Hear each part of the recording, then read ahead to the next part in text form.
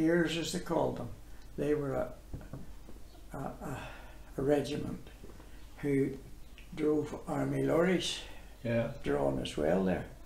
And they were, I don't know how they managed it, but they would bring, there was jerry cans that held 4 gallons, and they would hide those amongst the winds.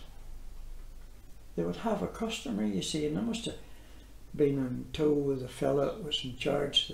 No, this is black market stuff, right? Yeah. And these boys, and that was my run every night, to see how many cans was planked among the winds.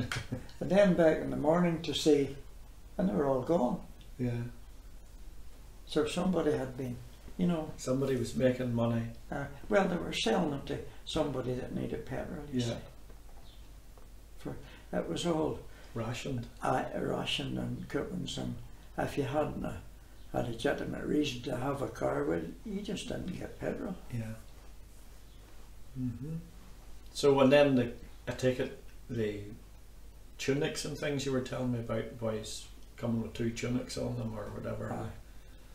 So, well, I saw them myself, because I used to frequent those huts maybe in the evening time when the men were in them. They'd be sitting there. Of course, I ran up and had a look in, you know, for a minute. And the next thing, a couple of soldiers would come up. He would stand outside. He would stand outside the hut.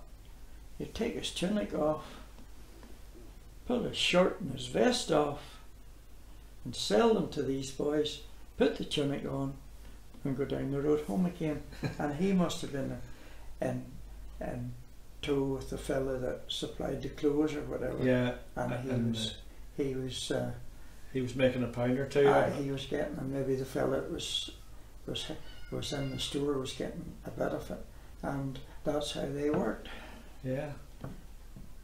Like so the things I've seen in wartime, you know, was wonderful for me, a boy, you know. Yeah. And of course, I'll never forget, when much of the time I would think of how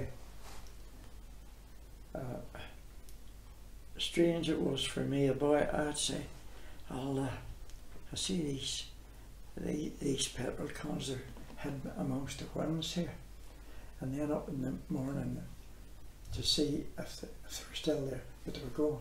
Yeah. Yeah. Oh well, there was black market everywhere. There's money to be made, and disasters and everywhere. That's right. Now I'm going to take you a mile up the road to another farm. It's on the edge of Kirkeston airfield, and there was an anti-aircraft gun emplacement where we're going to be showing you. And there were 2 Nissan huts for the gun crew, but obviously they're gone now. All that's left is a concrete foundation they were on. So we're going up to Andy's here.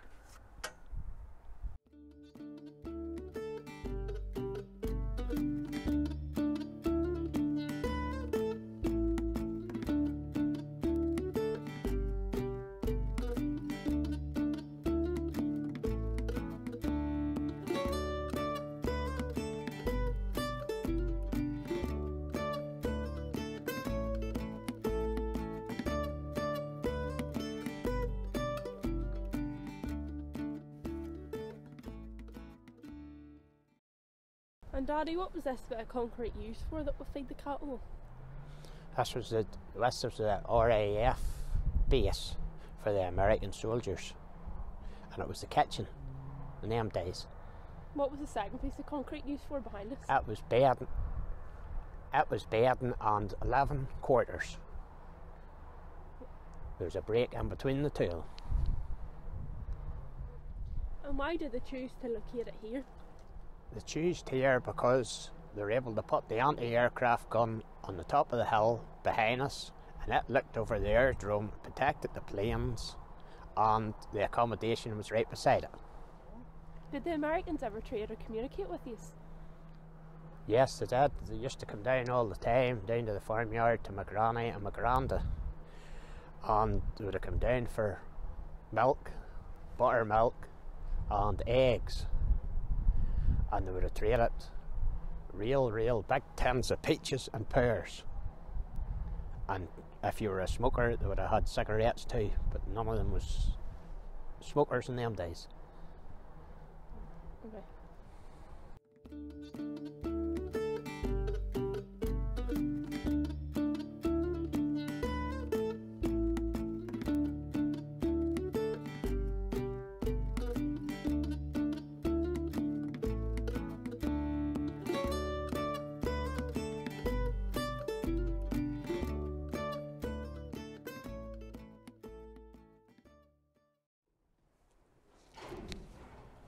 Well, you were wondering about the rationing during the war. I was, Well, everybody was heavily rationed, and there wasn't grub about. My granddad, he served his time with Jack Arthur's at the butchering, and they took it upon themselves to be good citizens and supply the country with a bit of meat. So the Jack and my granddad had cattle over at the Damadoos. So that's where the slaughterhouse, the black market job, was set up. And they got the cattle, and they got their orders and their customers, and seen to everybody that they got their grub and their meat. And one night my dad, he was lying, well, they weren't in bed, but there was a bit of talk going round that the army was going around checking to be on their wits. They had hidden water trucks and everything, so they had. So here this night, my granny and mine were telling me if it was a bit of a wee. She said, as true as death, the big rap came to the door and the authority went, my heart was in my mouth. And she says, here was this big sergeant standing, 2 or 3 aliens with him. And she asked him, can I help you? And he says, yes, we're here to search the premises. We believe that there's meat in the premises, that you're running the black market thing, mere legal terms to her. And she says, my legs could hardly carry me. And we had the drilled in, and your dad, she says, that was my dad, who was Ken Keenan. She says, he was to run to bed, and the meat was hid at that stage and below the mattress and in the bed. And this was to be delivered out. And he was on, he was sleeping. So she says, oh, they searched 2 or 3 rooms, and she says, oh, don't go in there, the child's sleeping. So he went in, and he looked. And she says, it's very hard to get over sleeping, he's not a great sleeper. So Daddy went off in the rest of the house so they that night.